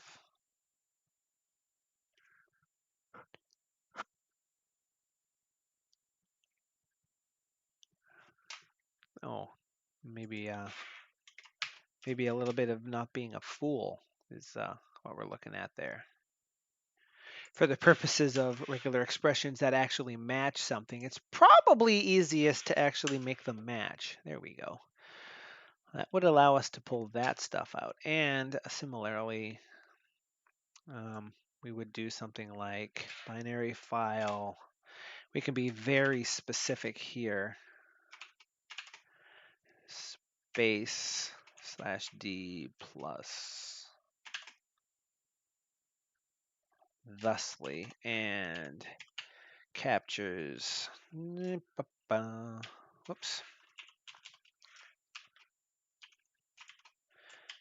This one can be, the whole match is the header. One is binary size, and two is meta.binary.checksum. So we could also grab information on that sort of action as well. So that is nice. Now, we might actually want to make this maybe even smarter than it currently is. Because one of the other things that are on the list, and if we jump on down, the list of the third item to do, modify the embed to handle binary sections. Okay, we modified how we're embedding the diff so that the binary chunks or scope does not standard diff contents, which is clearly the case because this line is not green anymore. It's just our own thing. But these green lines down here still work, and so do those ones. So that part's all gravy on that part. So as far as that part's concerned, we're done. And when it comes time to apply patches, we need to be able to easily grab the patch segments patch by patch. That is the action we're looking at right now, and something I just realized, much like we did this, to find all of the headers of various types, like so, I think I would want to be able to say meta.chunk and grab everything from there all the way down to this, so that each one of these files that are participating in the diff are their own thing, and then we can very easily iterate through them. And I think if that's the case, we can go ahead and I think close that for now. It'd be really nice if you could import variables from other syntaxes. What we might actually do here is say this. If I comment that out for the time being, then all of the syntax goes away except for rules we've specifically added. So that's still a command header. This is still the package name. This is still the package version. This is still the checksum. This is still the size of the file in the header. And this is still the header. And this is binary content, but all the other diff functionality, like knowing what these are here, is gone, and those diff hunks and stuff. What if we said that if you were to match a line that starts with the start of the line, 0 or more white spaces, followed by the fake command OADiff, followed by at least 1 or more white space, followed by the text minus package equals, and something that is a package name which is captured, followed by definitely 1 space. And actually, this is probably smarter to do this way instead, because we want there to be 1 or more. So I think that should still work for this, and it does. Followed by capturing 1 or more numbers and periods. And this could be smart enough to be a regular expression to match a valid semver or just this. Followed by, I think that should just be the end of the line, because that's all that should ever appear there. Like so. If you match that, then the entire thing should be command header, so that we can find that, and that we can also match the package name and the version. And we should also push into an anonymous scope. And inside of this anonymous scope, we might say that the meta content scope is meta.chunk of diff. And we're really sort of hamstrung by the idea that meta.diff is something in standard color schemes that makes things gray, because that really stops some cool scope action from happening here. And if we did something like that and then added the minus include scope source dot diff like so, then that part, it goes back to doing this sort of thing. But now this is a meta command header, and this is a chunk of diff. And this is the from header in the chunk of diff, and that's the punctuation. This is the to file. This is nothing particularly special. This is all just the chunk of the diff. And then that continues right to here. It's chunk of diff, and here it's should theoretically be the other thing, but we haven't included the rule to pop out of this thing yet. So I think what we want to also do is sort of scoot that over, maybe 2, I suppose, like so, to get us back to where we just were, except for that part. I guess this also needs its own rule like this. Okay. So we would take those 2 lines and do this. Okay, so now this is binary content. This is the command header. It's a chunk of diff. Okay. I think that does what we want in a rudimentary sort of fashion. So the idea now is our syntax has exactly one rule in it in the top level, and that rule is find lines that look like the command OADiff with an argument of package, which specifies the name of the actual package, and then an argument of version that represents the version of the package. And when you find that, apply the entire scope of meta command.header to the entirety of the whole match, which is the whole line here. The first capture has package name, and the second capture has package version. So at the start of this line, all the way to the end, it's meta.command.header, including, we need something like that, I think, in here. And that's where that gets kind of sketchy, because the new line is something that you can specifically match. That makes sure that this last character is still meta.command.header. And this is in an override audit patch in a command header. This is the package version, and inside of an override audit patch in the command header, this is the package name, and this is just a command header.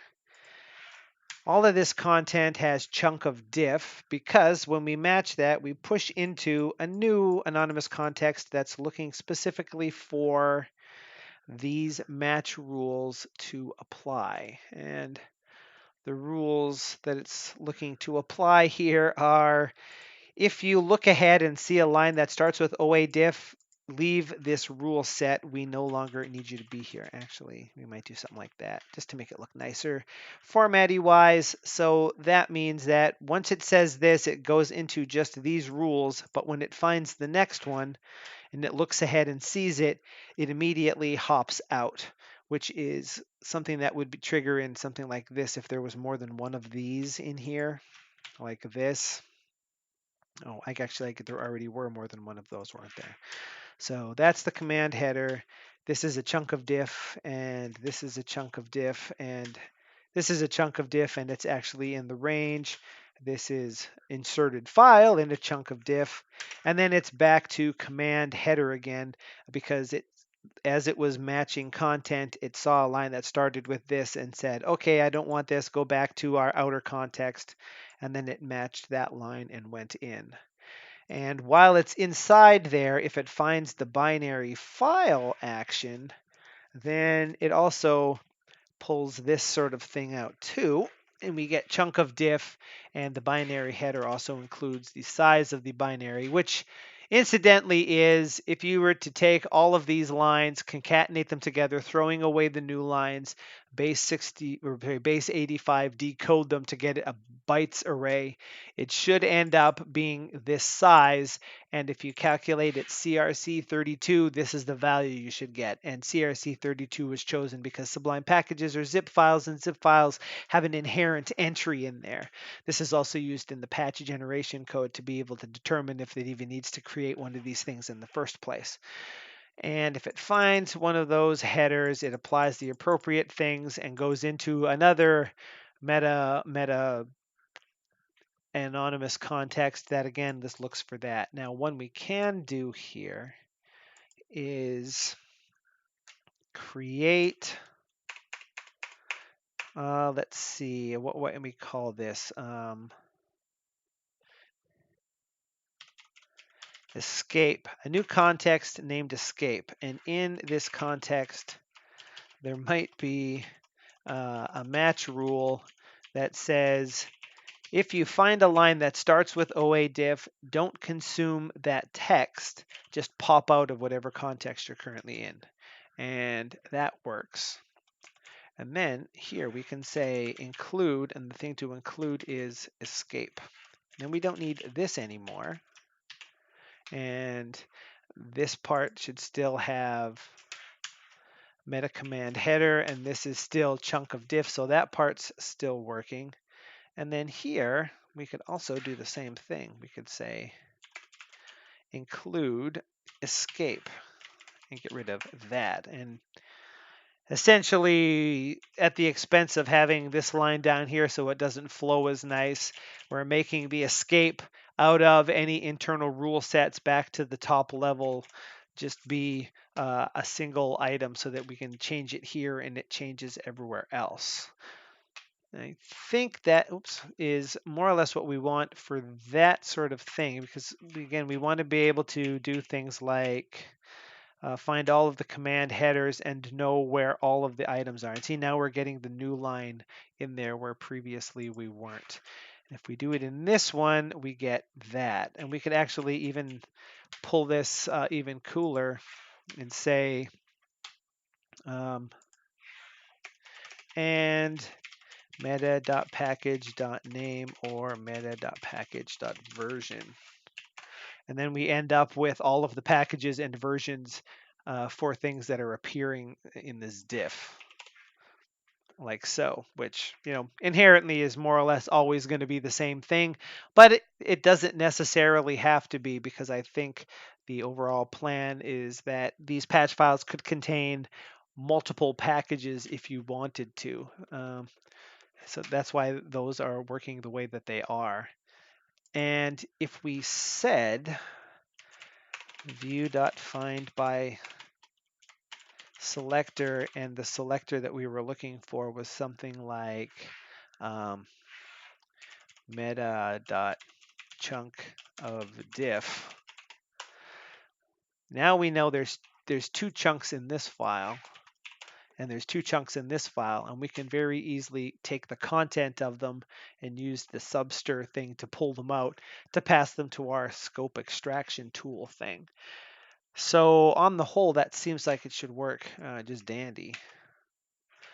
I think I don't have any syntax tests for this directly, but that is sort of that whole verify header scoping thing. Now, more work needs to be done here because meta chunk of diff is not a good scope to have at all. In fact, I don't even know if meta is necessarily the scope to have in a case like this.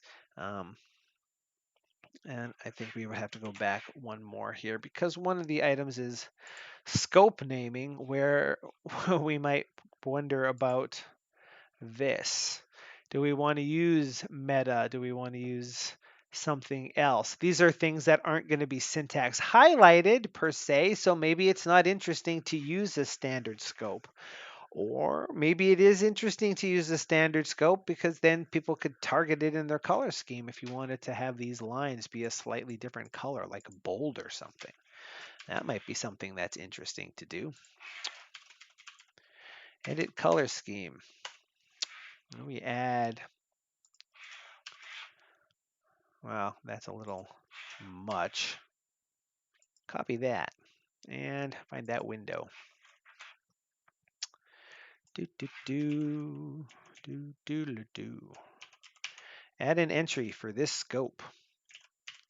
And we might even just say text, oh, sorry, font style, bold. So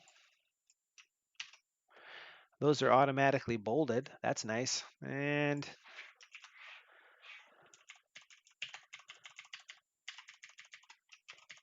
incidentally, another video topic that's upcoming in the near future is how to modify your color scheme. And I've already forgotten what the scopes for those things are. Meta.package.name.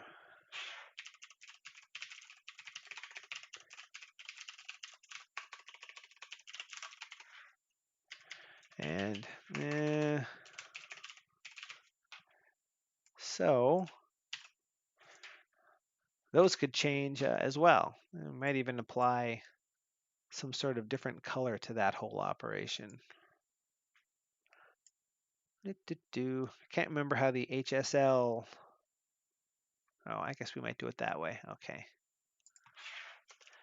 Foreground would be a color made of the variable for foreground, which is white 3, which I think should end up just looking the same as it already does, but we could also say alpha 0.7 and sort of dim it a little bit.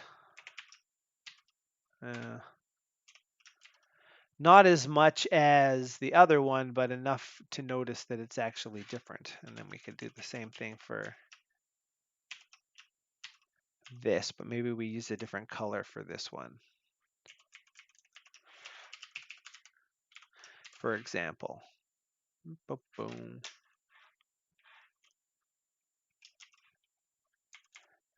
Is that too subtle, or is it just not matching what I think it does?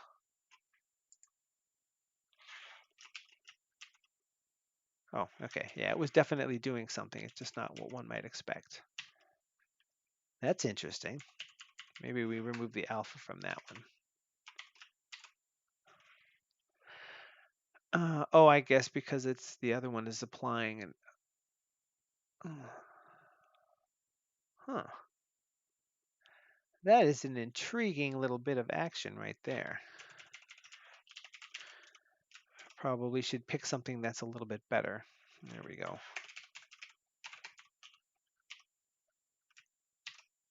Yeah, that's a little bit too much. Whoops.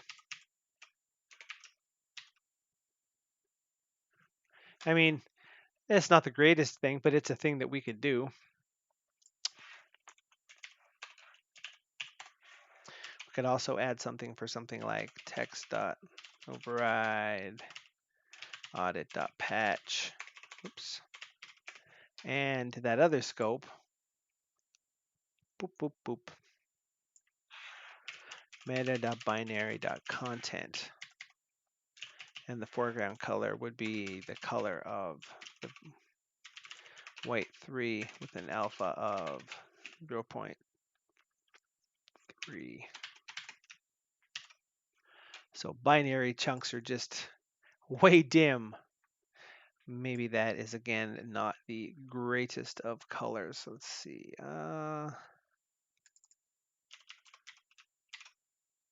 Yeah, that's a little too dark, isn't it? Yeah.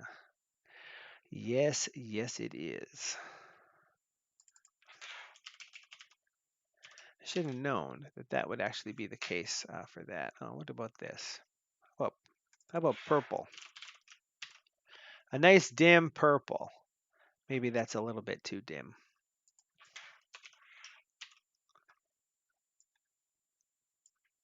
There we go.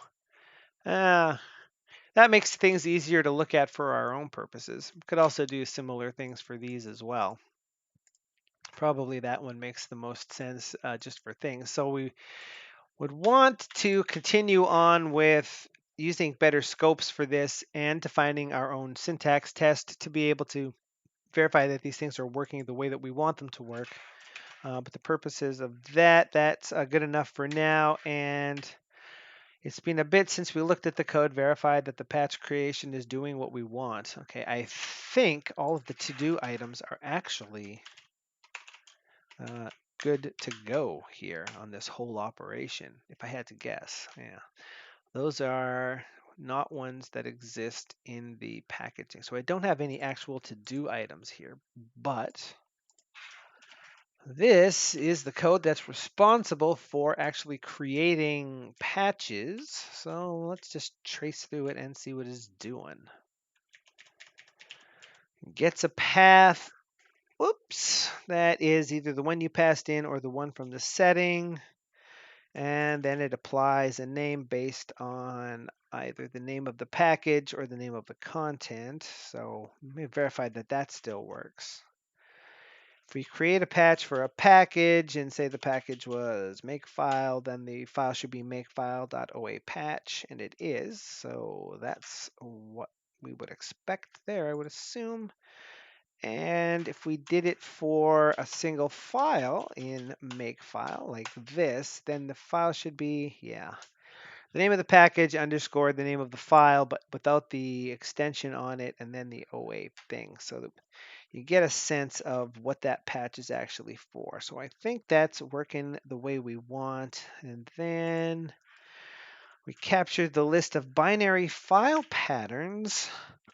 Whoops, excuse me. And get the version number. Yeah, that's right. There's some magic here because if I remember correctly, if we were to do a package report, these packages report their version as Sublime 3211 or Sublime build number, whereas other things have just numbers in there like this, 1.0.3, 1.0.1. This one has unknown, so that's probably something we may need to worry about in the future, I suppose. So if the version number has a space in it, it uses just the last item. So Sublime 3211 becomes 3211. That's why those patches work the way they do. And then we need to iterate over every file that is contributing to the patch. And if it appears to be binary, do binary patch on it. Otherwise, do file patch on it, which returns the actual diff output, which could be nothing. Extend the result list with any entries from the array that we got. If there aren't any, then there wasn't any patch and it doesn't have to do anything. But otherwise, join all of the content together into multiple lines and dump them out into a view where we make sure translate tabs to spaces isn't turned on. Incidentally, one of the things that Will mentioned recently somewhere in the forum, and I think also in GitHub on one of the pull requests I made for the diff syntax, interestingly enough, related to these changes here.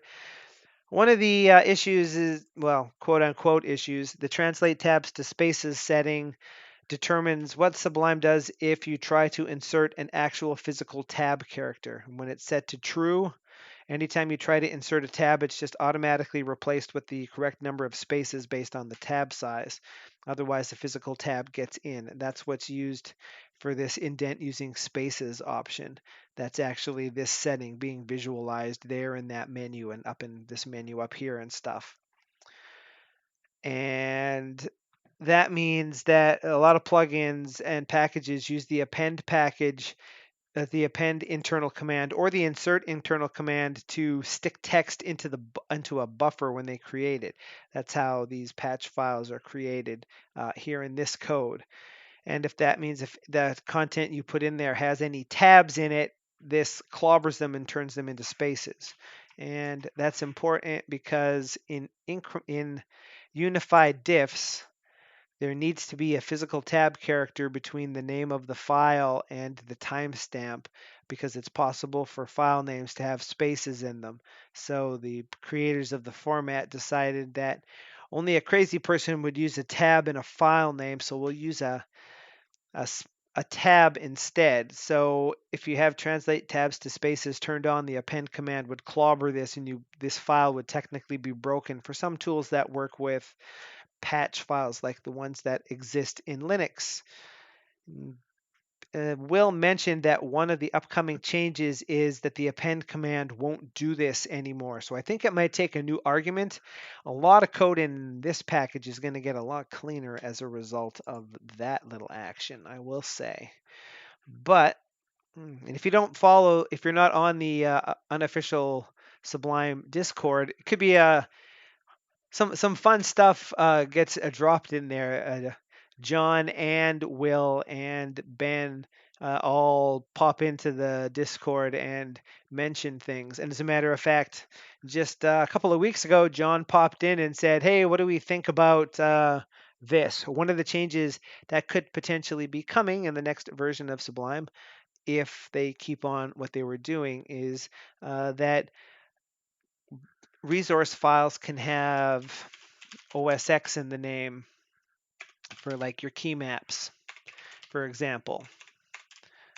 So the default key bindings for macOS are default OSX, and their plan is to try to swap that to be default Mac, because macOS hasn't been referred to as OSX for a while. Even Apple officially doesn't refer to it that way, which causes problems because these resource files have OSX in the name.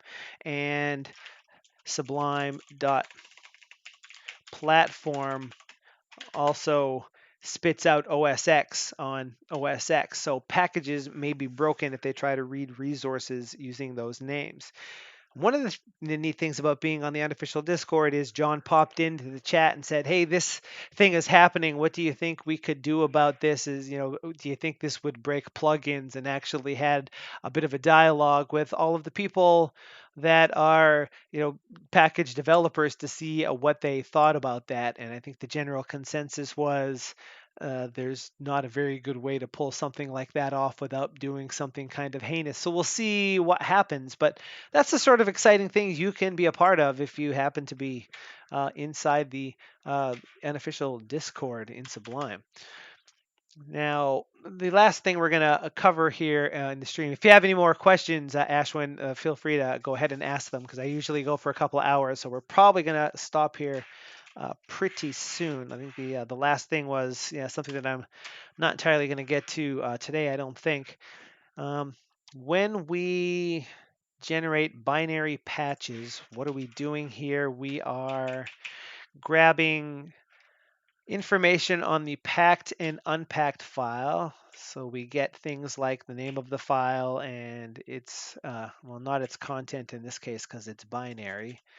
If there isn't a file that's packed, that means that this is something along the lines of this file that we see right here. If I do, well, actually, I suppose, yeah, bulk diff of default. This sample PNG file doesn't exist in the underlying package file. This is just something that I added to this directory for this test. That's why this question mark is here. It's a package resource, but it's not in the default.sublime package file. So override.audit is telling me about it. If that's the case, then we need to pretend that we came up with the same result that this would have been by coming up with the name of the package file with the name and its resource and a time that's at the Unix epoch, which is why if we were to do here, that's why this says 1969 12:31. This is actually the time 0, which is January 1st at midnight on 1970, but because I'm in the PST time zone, it's skipping back 8 hours, and we see that. It comes up with that fake information, and then what it's actually checking here is, because one of the things we generate in here is the CRC 0123. That's this thing here. Get packed bin file info grabs the CRC value from the Sublime package file if there is one, which there always should be, and unpacked bin file info calculates one for us. And if those two values are the same, then the file, that means that this, for example, PNG file exists in the unpacked folder, and it also appears in the Sublime package file, but it's the exact same file, so we don't care about it. We just return right away. Otherwise, we need a meta line, which is that OA diff line that we see all cooled up there. We output the header lines for the old file and the new file. Incidentally, this changes from shipped to installed for packages that you've installed versus packages that ship with Sublime. And then it also outputs the binary file line, which says what the length of the data is and what its CRC is. And then we crank on the base 85 encoded version of the data, which gives you a bytes array, which you decode to UTF-8 and wrap at 79 character long lines, which is why this stops just short of 80. This is the line that would actually be used to decode all of that stuff back up, and then it returns it. And if you're doing a file patch, as you see, the content of this is very similar, only we can use difflib from the Python standard library, which is how all of this diff functionality works, for better or for worse. It's actually fairly robust in how it works, and also it's the same thing that's used by this functionality for show unsaved changes. Which I think requires the file to actually be on disk, which is why that isn't being listed there. It makes Sublime open a little diff panel. It's actually using this exact same thing. And then we do that to get the unified diff, which already generates the line that we expect. It generates output with the negative line, the plus line, and then the actual diff content. Basically, all of this stuff is stuff that the unified diff call returns for us. So we just insert our patch meta line into the beginning. So that I think is really all we really want for this patch creation type action here. There was more code that was going to have to be done to try and take the binary files and stash them into a zip file in a temporary folder and save the name of that, and then have an event handler that knows that this file has been saved so that it can, the patch file has been saved so it can try to move that temporary zip file to where this file was saved for that sidecar file. But I don't really think that's something that I want to attempt to do here. I think the last item in that whole list was, I think, the idea that, okay, and I already did actually do that. Because this is a bulk diff for the package default, you could use, well, clearly you could just try to create a patch and see exactly what was different. But what you can also do is use this because it allows us to fold the thing, and then you can fold up these lines. So if there's more than one thing, you can look at this and say, yes, okay, I'm okay with that change. Fold it up. Yes, okay, I'm okay with this change. Fold it up. That one does not fold particularly well, does it? I guess you gotta use that one there. And then when you're done, like, okay, I'm happy with this. I'm ready to create a patch, and you can just go bam, and it's just automatically created, assuming it didn't do that. Because I busted something. So I suppose maybe I should take a little quick peek at what the heck is going wrong here. Context create patch. Expected 3, but it got more than 3. I modified get context recently, didn't I? I bet I did.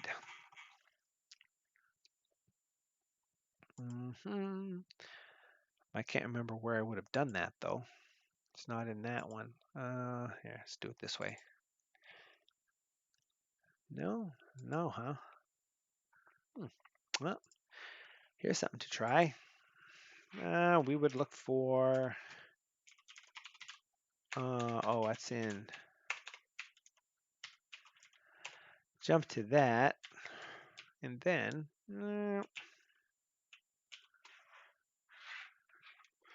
line history.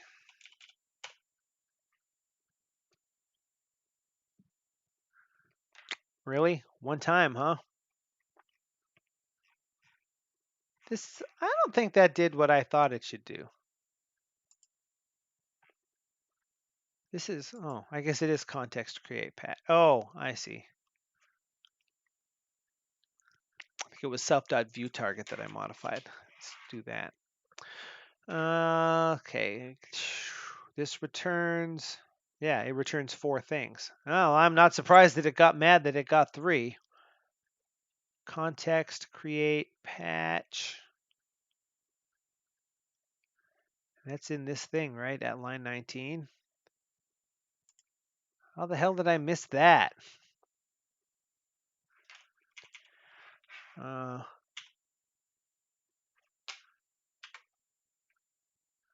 guess because I probably didn't need it. How about that?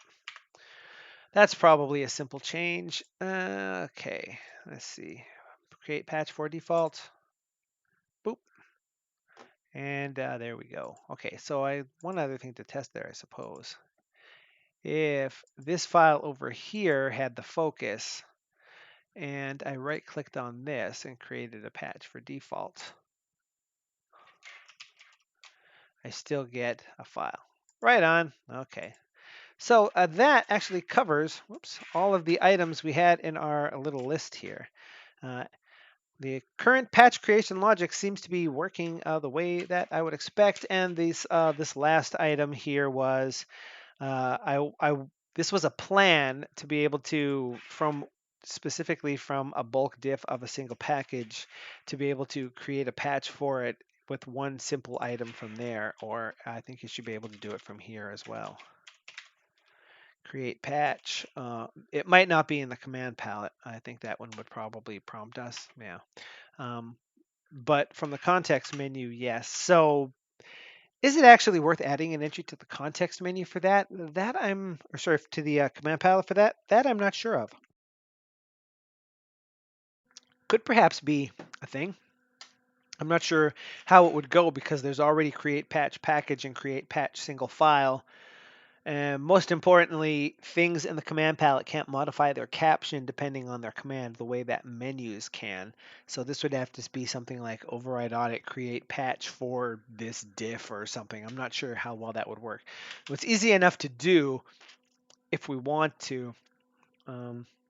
But maybe we won't worry about that for right now. So that is the stream for tonight. We got a bunch of stuff done here.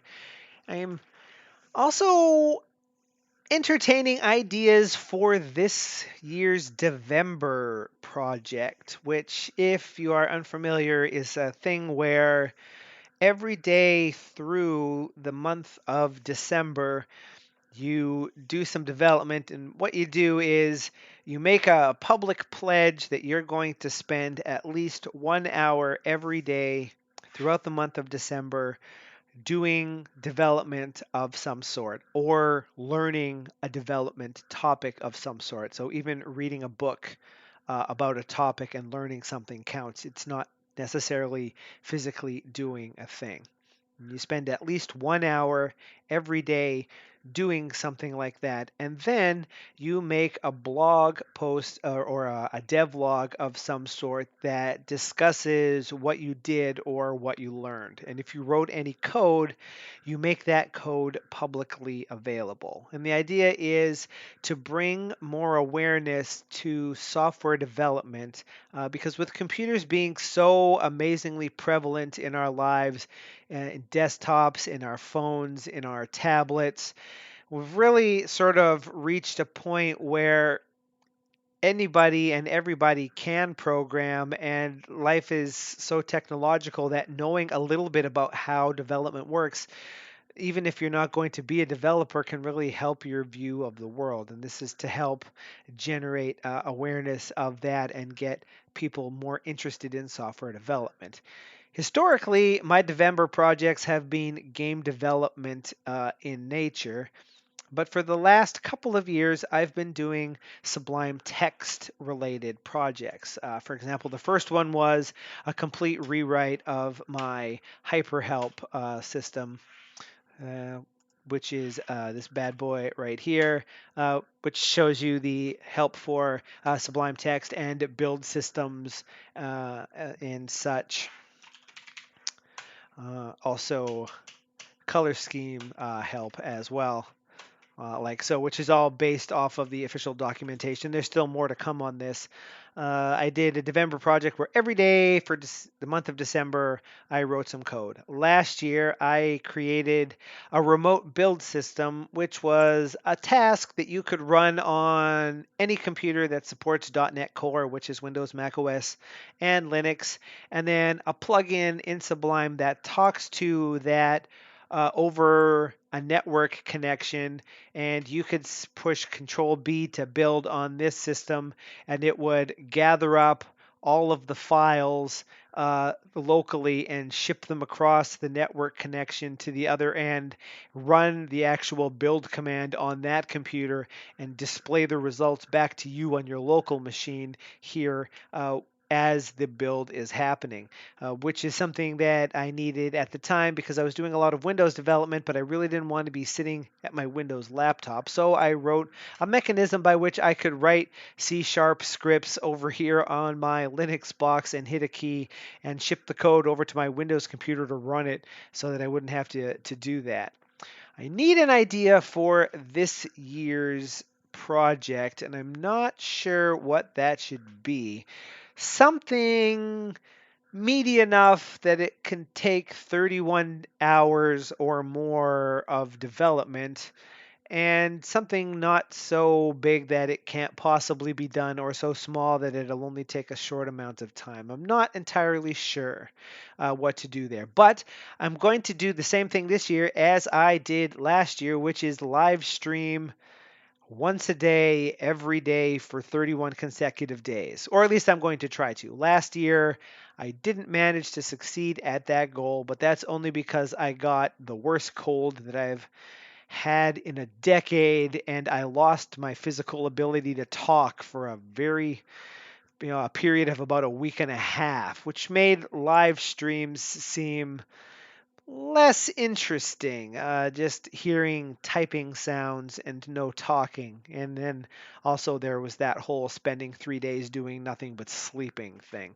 I'm going to try to do that again as well, which also means I need to make sure I have all of December's videos for the other channel all written up and ready to go. So if you have suggestions for Sublime Text development topics for a November project, or ideas for videos that I could be working on and making for December, you can leave those, of course, in the description of any of the videos on this channel or on my other channel. And you can also tweet them to me on Twitter at OdatNurd as well. And if you have been watching live, which at least one person was, hello.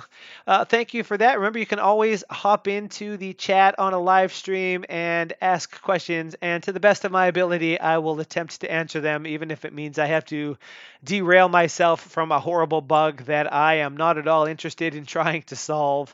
That is a real lifesaver. And if you have any questions on this and you're watching the archive, you can, of course, as I said, leave those down in the comment section below as well.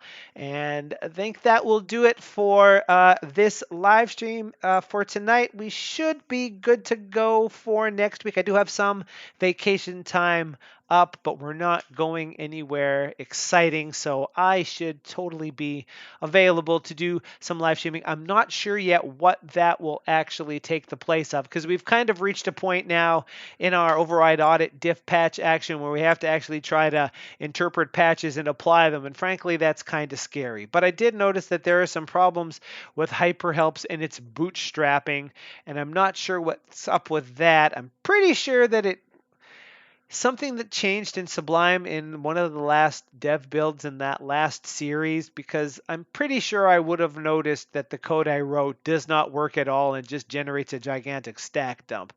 I can be kind of unobservant, but I'm pretty sure that it used to work, or I would not have gotten as far as I have with it so far. So we may look into that, maybe change that whole bootstrapping mechanism in favor of trying to make it actually download and install a package so that the HyperHelp system package can be distinct from the dependency. Not quite sure on that. We'll see what comes up. So as usual, I'm going to schedule the next stream and it will be a TBA. We'll see what comes up. Maybe we'll just have a question and answer or work on various small plugins, because I have accumulated created quite a few of them. For example, this one in the associated build system related to a question that was asked. I can't remember now if it was on Stack Overflow or in the Sublime forum about how you could create a Python build system to generate the name of a module so that you could convert, for example, source.base60 or source/base64.py to source.base64, so you could pass it to the Python interpreter with -m. Worked on this build, and there's that scraps repository that that could be added to. I've got a few of those laying around. Maybe that will happen in the stream. I do not know, but. Thank you again so much for watching, and until the next live stream, or until Monday at 9 a.m. PST when the next video drops, this is OdatNurd asking all of you out there to please have a sublime day.